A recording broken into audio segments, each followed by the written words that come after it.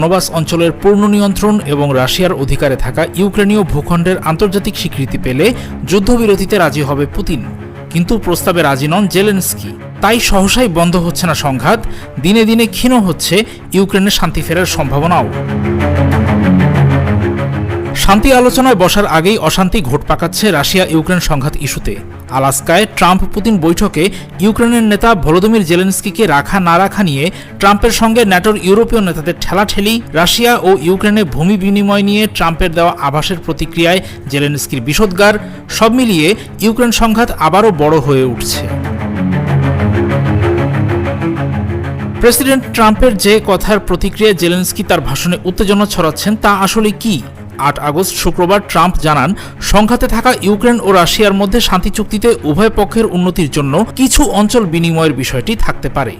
এখন পুতিনও ওই সম্ভাবনাকেই আঁকড়ে ধরে যুদ্ধবিরতির প্রস্তাব মানতে চাইছেন। অথচ দ্বিতীয় মেয়াদে প্রেসিডেন্ট হওয়ার পর শান্তির আর্জি নিয়ে ট্রাম্প রাশিয়ার কাছে গেলে পুতিন বলেছিলেন তিনি সংঘাতের পুরোপুরি সমাপ্তি চান, অল্প কয়েকদিনের যুদ্ধবিরতির নামে ইউক্রেনকে আবার সংঘাতের জন্য গুছিয়ে উঠতে সুযোগ দিতে রাজি নন তিনি।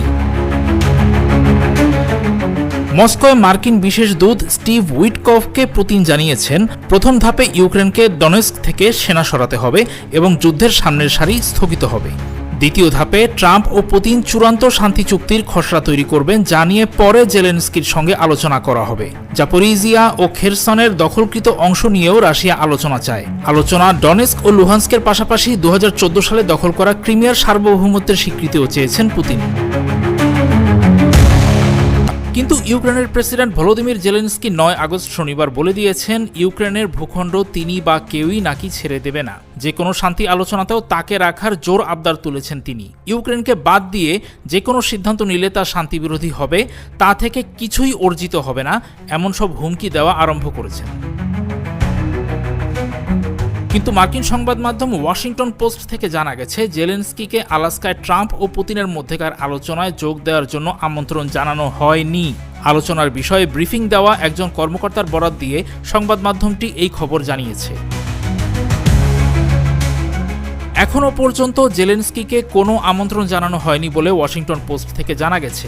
আরেকটি মার্কিন সংবাদ মাধ্যম আরও জানিয়েছে, হোয়াইট হাউস এখনও তাকে আমন্ত্রণ জানানোর কথা ভাবছে, কিন্তু এখন রাশিয়ার অনুরোধে দ্বিপাক্ষিক বৈঠক আয়োজনের দিকেই যুক্তরাষ্ট্র মন দিয়েছে।